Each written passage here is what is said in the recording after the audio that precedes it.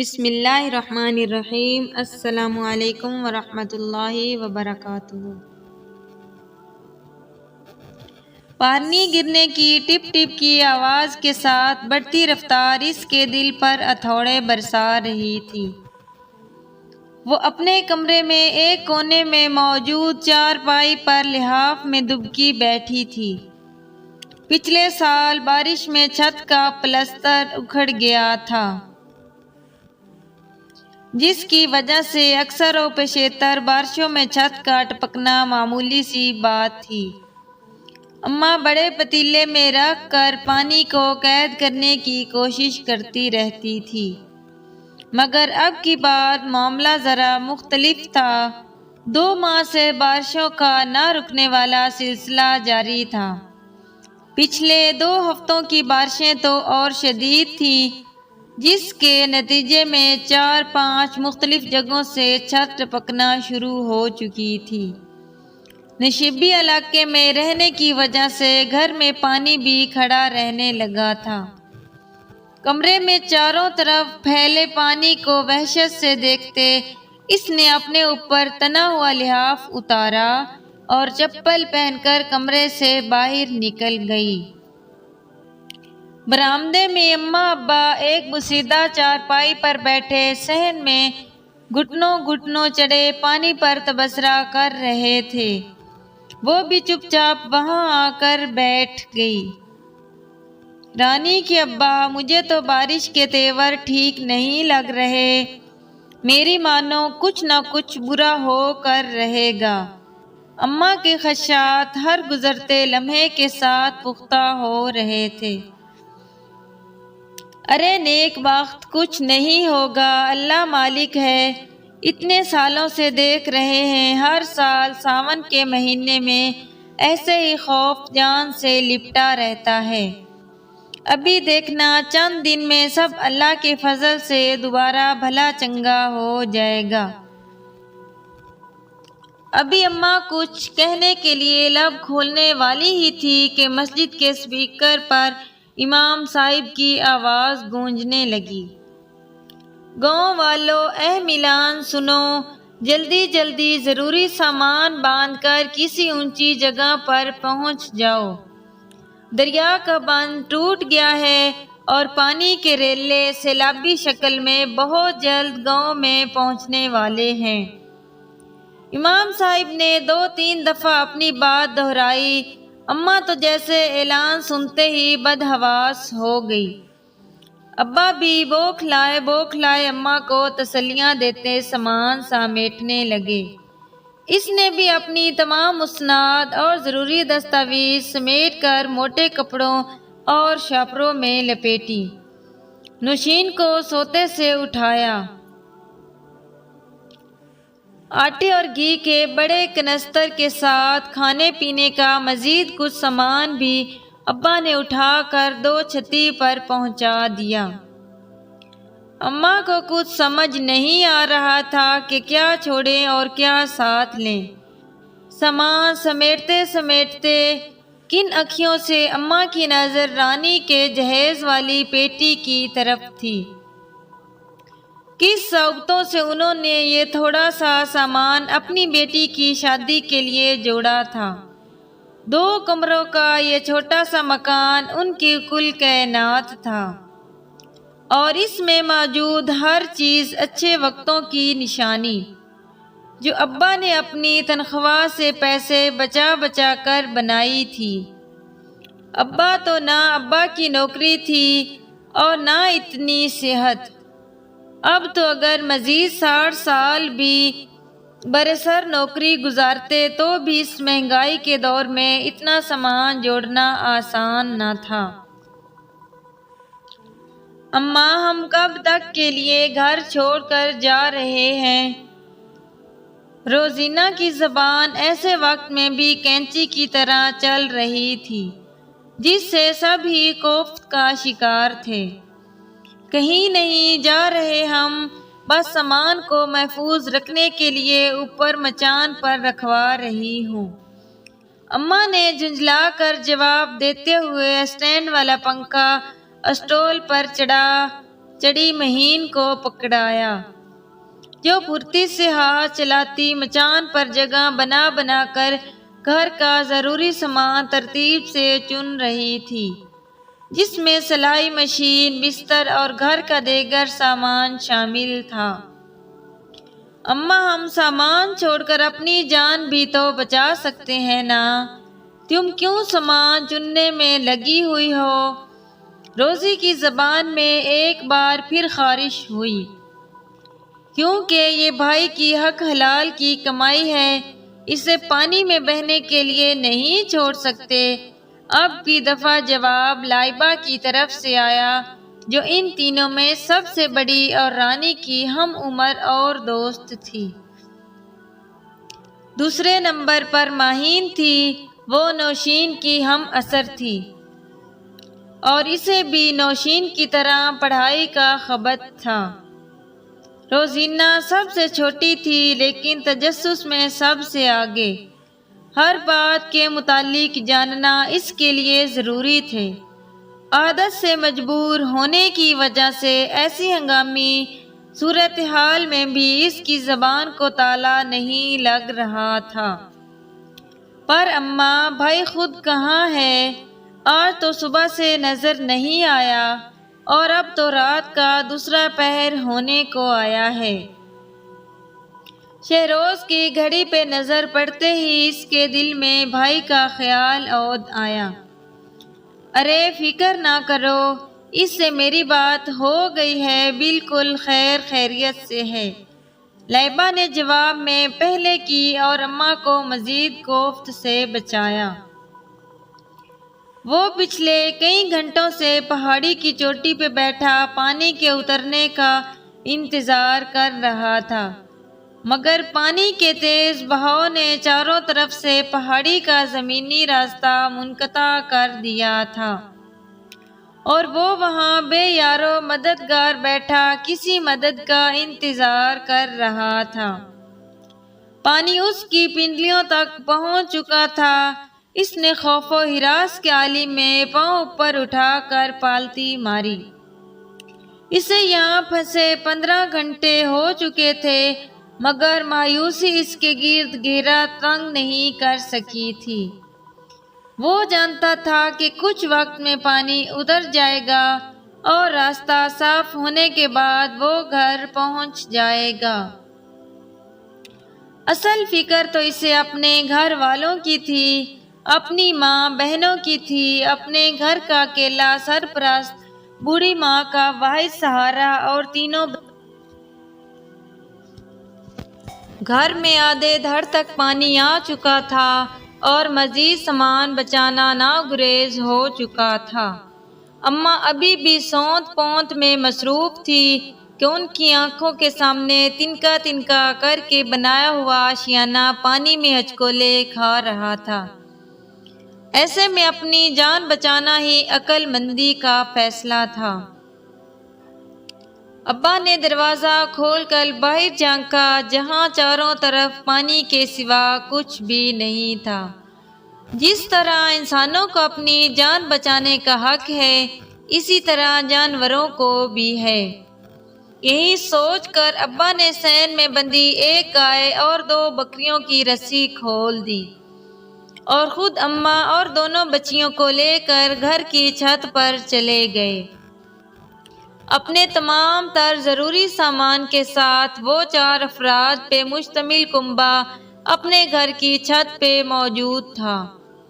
زمینی راستے منقطع ہونے کی وجہ سے وہ کہیں اور پناہ لینے نہیں جا سکے تھے۔ انہی کے گاؤں کے بہت سے لوگ سیلاب آنے سے پہلے ہی گاؤں سے روانہ ہو چکے تھے، لیکن ابا کے بارہا اصرار کے باوجود بھی اماں اپنی چھوٹی سی جنت کو چھوڑنے کے حق میں نہیں تھی۔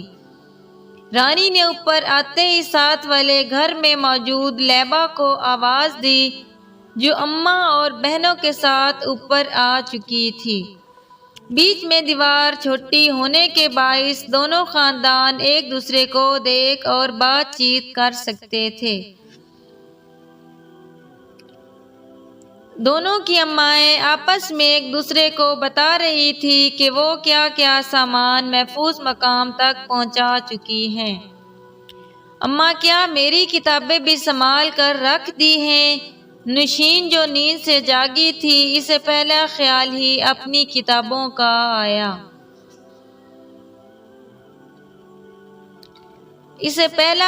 آئے ہائے، یہ کیسے بھول گئی میں۔ اماں نے اپنا ماتھا پیٹا۔ کوئی بات نہیں نوشین، ہم دونوں ایک ہی کتاب سے پڑھ لیں گے۔ میں اپنی کتابیں شاپر میں لپیٹ کر اونچی جگہ پر رکھ کر آئی ہوں۔ مہین نے اسے کھلے دل سے تسلی دی۔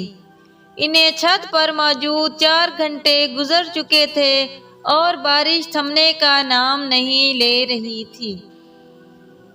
مسلسل بارش میں کھلے آسمان کے نیچے وہ سب بے بسی کی تصویر بنے بیٹھے تھے۔ اگر وہ وقت پر کہیں اور چلے جاتے تو شاید صورتحال مختلف ہوتی۔ رات گزر چکا تھی، صبح کی تیز روشنی ان کی آنکھوں کو دھندلانے لگی تھی۔ ساری رات بارش میں گزارنے کے بعد بخار کی حدت سے وجود دہک رہے تھے۔ ابا کو تو ڈاکٹر نے ٹھنڈے پانی سے نہانے سے بھی منع کیا تھا۔ وہ ساری رات بارش میں بیٹھے کھانستے رہے تھے۔ ان کا سینہ جکڑنے کے ساتھ ساتھ پھیپھڑوں میں بھی درد کی ٹیس اٹھ رہی تھی، مگر انہیں یقین تھا کہ امدادی کارروائیاں ان تک پہنچنے ہی والی تھیں۔ دیکھ بیٹا، اپنے موبائل پر شاید کسی نے اس آفت ناگہانی سے نکلنے کے لیے ہم سے رابطہ کرنے کی کوشش کی ہو۔ ابا نے نحیف انداز میں بیگ میں رکھے موبائل فون کی طرف اشارہ کیا، گو کہ ان کے پاس شہر جیسے نت نئے اور جدید فون نہیں تھے، مگر رابطے کے لیے ضرورت کے پیش نظر پرانے ماڈل کے موبائل فون موجود تھے۔ ابا، میرے موبائل کی بیٹری ختم ہو گئی ہے، اس نے جھوٹ بولتے ابا سے آنکھیں چرائی۔ اماں، بھائی کب آئے گا؟ اب کی باز روزینہ کی آواز میں فکر مندی واضح جھلک رہی تھی۔ آ جائے گا، نظر نہیں آ رہا کتنی بارش ہے، ایسے میں کیا تیر کر آئے گا؟ پریشانی تو اماں کو بھی تھی۔ کیا خبر تھی کہ وہ اپنی بیٹی کو تسلیاں دے رہی تھی یا خود کو؟ وہ پہاڑی پہ بیٹھا آیت الکرسی کا ورد کر رہا تھا۔ جتنی صورتیں اسے یاد تھی سب اس نے خود پر پڑھ کر دم کر لی تھی۔ اسے یہاں پھنسے 1 دن اور رات سے زیادہ کا وقت گزر چکا تھا۔ بھوک نے اسے نڈال کر دیا تھا۔ موت کا خوف اس کی آنکھوں میں صاف دکھائی دے رہا تھا۔ اگر اسے کچھ ہو گیا تو اس کی ماں اور بہنوں کا خیال کون رکھے گا؟ کون ان کا بوجھ اٹھائے گا؟ ابھی تو اس نے لائبہ کی شادی کرنی تھی۔ مہین کو بھی تو پڑھنے کا کتنا شوق تھا، اور زینہ جو ابھی بچپنے میں تھی، فقط 6 سال کی، آئے دن اس کی کوئی نہ کوئی نئی فرمائش ہوتی۔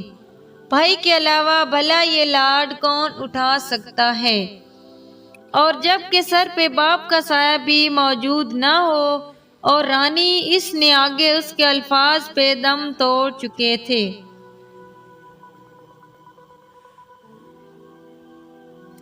اگر اس لمحے کوئی اس سے پوچھتا کہ اسے اپنی زندگی عزیز ہے یا نہیں، تو وہ اسے بتاتا کہ اپنی زندگی پیاری ہوتی ہوگی، مگر گھر کا واحد سہارا جس کے بل بوتے پر گھر چلتا ہو، بہنیں عزت سے سر اٹھا کر جیتی ہوں، ماں کی آنکھوں کا تارا اور 2 بے چین آنکھیں جو انتظار میں گھل رہی ہوں، اس کی زندگی کتنی قیمتی ہوتی ہے۔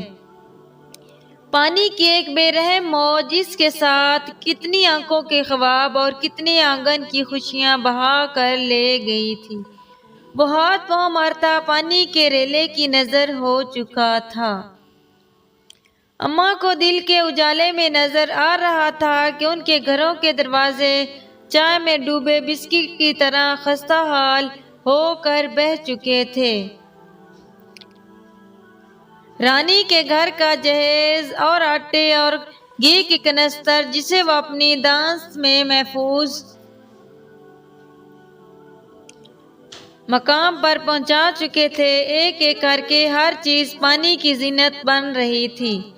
گھر کے عقب میں موجود ذرا سا زمین کا ٹکڑا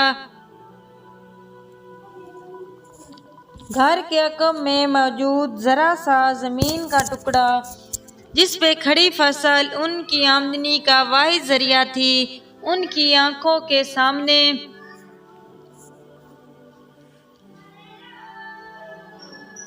پانی کی ہم جنس ہو چکی تھی اور وہ بے بسی کی تصویر بنے پانی کے ٹھہر جانے کا انتظار کر رہے تھے۔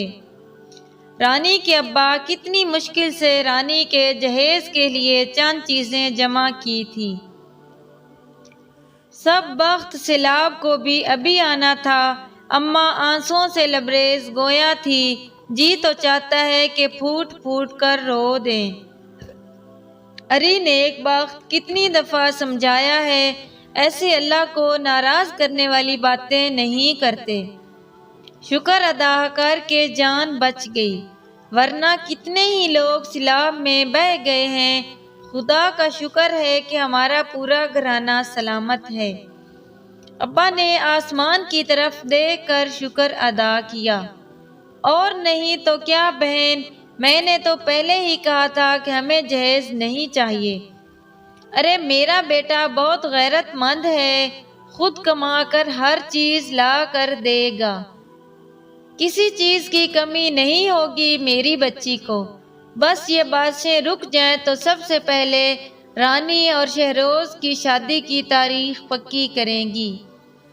لیبا کی اماں نے جانے کیسے یہ تسلی بخش الفاظ ادا کیے تھے، ورنہ دل میں کیسے کیسے خدشات جنم لے رہے تھے، یہ صرف وہی جانتی تھی۔ شہروز رانی کو بچپن سے پسند کرتا تھا، اس کی پسند کے زید نظر ہی یہ رشتہ طے ہوا تھا، اور ابھی چند ماہ پہلے ہی ان کی منگنی ہوئی تھی۔ مگر کون جانتا تھا کہ زندگی اتنی آسان ہوتی اور سب خواہشیں ایسے آرام سے پوری ہو جاتی تو اس دار کا نام دنیا نہیں جنت ہوتا۔ آخر کو 3 دن گزرنے کے بعد حکومتی نمائندوں کو ان کے حال پر رحم آ ہی گیا، اور وہ ہوائی جہاز میں سوار ہو کر دورہ کر کے ان کی حالت زار کی تصویریں لے کر یہ جا وہ جا مستاق ہو چکے تھے۔ وہ تمام NAMPA جن کی ساری زندگی ابا نے جوتیاں سیدھی کی تھی، کوئی بھی ان کا پتہ لینے نہیں آیا تھا۔ آخر کار بارش کو ہی ان پر رحم آ گیا اور 4 دن جم کے برسنے کے بعد وہ تھم چکی تھی۔ پانی کچھ کم ہوا تو فلاحی اداروں کے کارکن سامان سے بھری گاڑیوں کے ساتھ وہاں آنا شروع ہو چکے تھے۔ ریسکیو بھی عمل میں آ چکی تھی۔ پانی میں یہیں لاشیں اور مویشی نکالے جا رہے تھے، زخمیوں کو ہسپتال منتقل کیا جا رہا تھا۔ 4 دن کی بھوک سے نڈال وہ لوگ گھر کے صحن میں بیٹھے کھانا پکنے کے انتظار میں تھے۔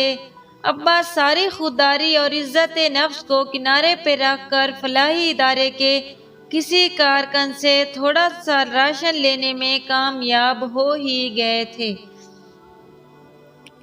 شہروز کے موجود نہ ہونے کی وجہ سے ابا نے اس کے گھر والوں کو بھی یہیں بلا لیا تھا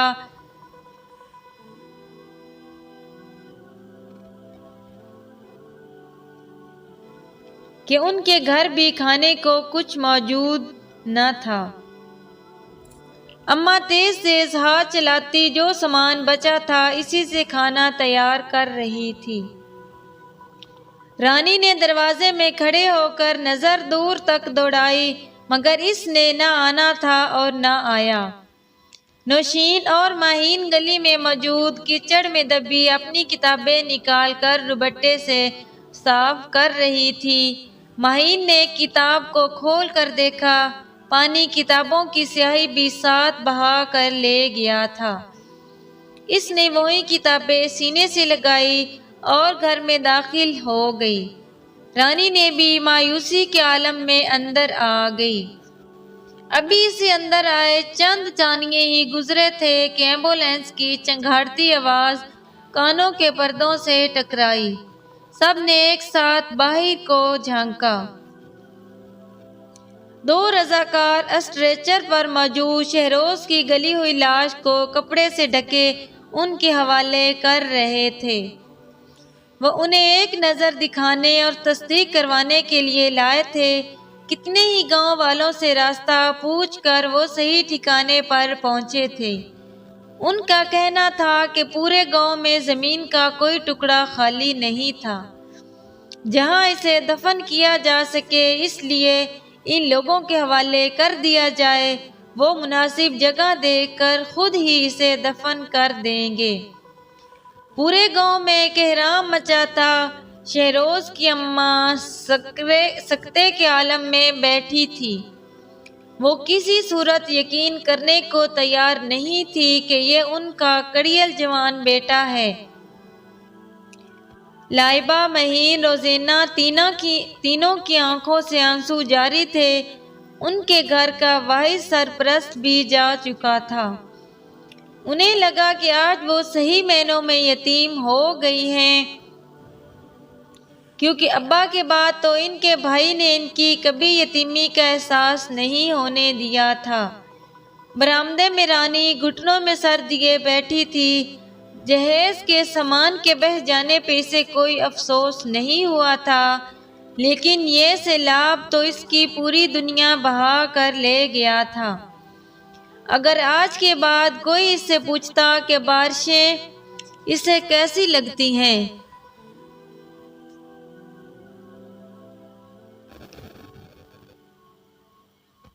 تو وہ بارشوں کی دیوانی لڑکی بارشوں کو سخت زہر کہتی اور اسے بتاتی کہ بارش اتنی خطرناک چیز ہے کہ آپ کی زندگی کا کل اثاثہ بھی بہا سکتی ہے۔ آج اسے سمجھ آیا تھا کہ اماں کو یہ گھر کیوں عزیز تھا۔ وہ ریڈ الرٹ کے باوجود یہاں سے کیوں نہیں نکلتی تھی، کیونکہ یہ ان کی زندگی کا واحد سرمایہ تھا۔ مگر اب وہ سوچ رہی تھی کہ اس کے پاس کیا بچا تھا زندہ رہنے کے لیے۔ جن کے گھر بار لٹ گئے، دکھ ان کا بھی بہت تھا، پر اس کا مداوع ممکن ہے، لیکن کیا انسانی جان کا کوئی مداوع ہو سکتا ہے؟ اس دکھ کا کوئی درمان کر سکتا تھا؟ نہیں۔ چاروں جانب سے یہی آواز اس کے کانوں کے پردے پھاڑ رہی تھی۔ اب کچھ نہیں بچا تھا رونے کے لیے بھی۔ اب جتنے بھی آنسو بہائے جاتے، حقیقت یہی تھی کہ وہ واپس نہیں آنے والا تھا۔ ایک خیال کے تحت عارضگی سے مسکرا کر اس نے ہاتھوں کی ہتھیلیوں کو دعا کی طرف، آسمان کی طرف بلند کیا اور اس کی مغفرت کے لیے دعا کرنے لگی۔ یہ شہروز اور اس کی محبت کا اس پہ آخری حق تھا جو وہ اسے ہمیشہ دیتی رہے گی۔ اگر ویڈیو پسند آئے تو ویڈیو کو لائک اور شیئر لازمی کریں۔